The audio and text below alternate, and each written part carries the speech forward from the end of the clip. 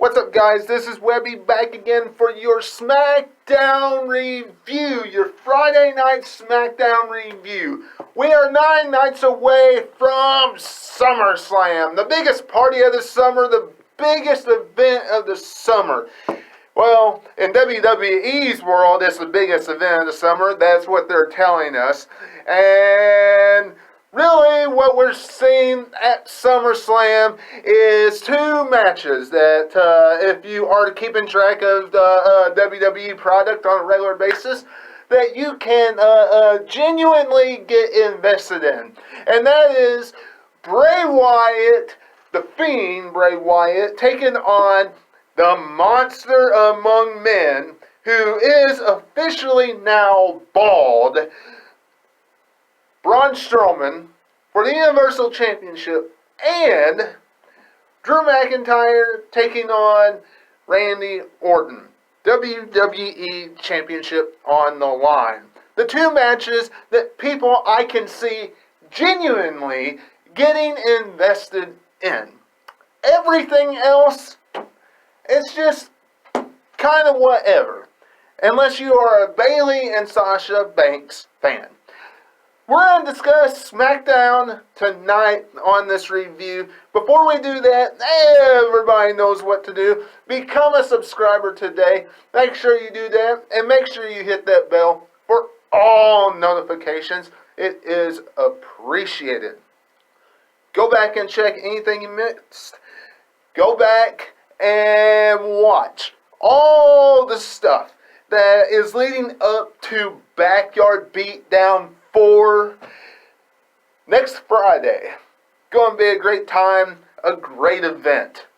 Two huge matches at this Backyard Beatdown. Check out Kicking It with Coach Webb. My brother has two good podcasts over there on his channel right now. Go and check those out as well. Now, let's dive into this SmackDown, shall we? It's supposed to be a SmackDown review. This is supposed to be covering what we see on Friday nights. And instead of getting me real invested, getting me excited, getting me hyped up for what we're going to see for SmackDown side at SummerSlam a week from Sunday, what WWE did was get me more invested, more interested in what we're going to see on Monday. I mean, honestly, give me a break. What is WWE advertised? Shawn Michaels going to be on Raw on Monday. WWE pretty much laid out that it's possible. Hopefully, I'm hoping that these people dressed all in black has a hostile takeover just like they did on SmackDown last week to Raw. Eventually. Maybe not this coming Raw, but eventually do the same thing.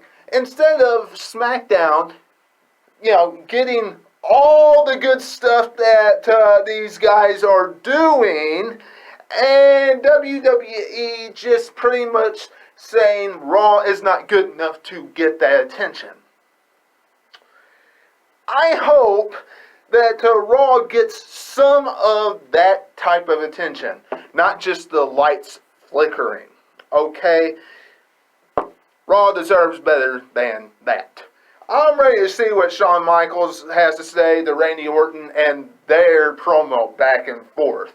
WWE got me interested in that. And quite frankly, when WWE announced that they hired more security and all that kind of stuff, and then they showed two bodyguards right outside the front door of the arena, I was just thinking, give me a break. These two guys are not going to control these guys breaking down the doors and chaos all over SmackDown tonight. It's just not going to happen. And what kind of bodyguards leave just because Sheamus says, "Go get a pint. I can take care of things." Not doing that good of a job. Whatever, wrestling fans. This is WWE world, right? Let's move on, shall we? The one thing I did get interested in when it comes to SmackDown is the fact that we're going to see Sister Abigail. I hope we're going to see some form of Sister Abigail come to SmackDown, and that is Alexa Bliss. I'm sure a lot of people out there have been talking about this for quite some time, ever since Alexa Bliss got hurt and got damaged, got encountered with a fiend and things of that nature. But, you know, wrestling fans, I would love to see it. Finally, WWE presenting to us who Sister Abigail really is. You know, Bray Wyatt talked in rhymes and all different types of stuff ever since he's been in WWE. Well, I'd love to see Sister Abigail come to life. Not just a chair every once in a while or anything like that. Let us see the Sister Abigail character. That would be, quoting The Miz, awesome. You know what would also be awesome? No matter what happens to Braun Strowman changing his character, taking that title off of him at SummerSlam and putting it back on Bray Wyatt. That would be awesome too. And you're going to get my full preview and predictions of SummerSlam this coming week on the channel. Going to be a good podcast, wrestling fans. Tune into it. Now, wrestling fans, let's move on with SmackDown. Jeff Hardy and AJ Styles. Most assured going to go Intercontinental Championship. Sad that they're using Jeff Hardy in this situation instead of in the main title. I'm just going to say that. You know, they should be using him for the Universal Championship. However, Jeff Hardy, AJ Styles, promises to be a tremendous contest over the Intercontinental Championship. No doubt about that.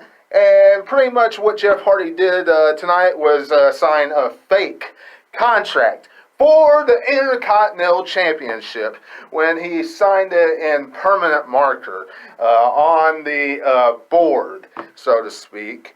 However, wrestling fans, do I see Jeff Hardy winning the IC strap? Absolutely not. Going to be a great contest, though, between these two, and it'll happen at SummerSlam. Now, wrestling fans, quite frankly, that's the only thing that matters that happened on SmackDown tonight, besides Asuka winning the Battle Royal, and she's going after the Raw and SmackDown Women's Championship, which honestly makes me kind of cringe because WWE is only using 3 women at SummerSlam for their main championships. You telling me out of the entire women's roster you can't find somebody else to put in one of those roles for Bayley to face? I understand she's had this huge rivalry, Sasha Banks with Asuka, but give me a break. Give somebody else some TV time, even if it's for a few weeks, and give somebody else a spot on SummerSlam's card. It would not kill you to do that. You're going to get the same amount of people that tune in to SummerSlam anyway, because Bayley versus Asuka and Bayley versus Sasha Banks, in my eyes, is not going to change the amount of people who tune in. I mean, that's just my opinion. Maybe they do. Maybe they do. I don't see it. It will be a great contest. It will be a good matchup. But, you know, wrestling fans, I just wish that they would use somebody else in that role. You know, Shayna Baszler. That would have been good.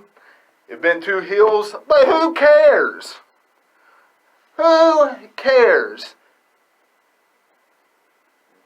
does it really matter anymore if it's a baby face versus a heel, or a heel versus a heel, or a baby face versus a baby face? No. In WWE's world today, no. Y'all let me know what you're thinking about in the comments below. Make sure you subscribe to the channel today and give me a big thumbs up down below as well. Go back and watch anything you missed, everything that I mentioned at the beginning of this podcast. And until I see you again, this is Webby, and I'll catch all of you on the other side. Talk to you later.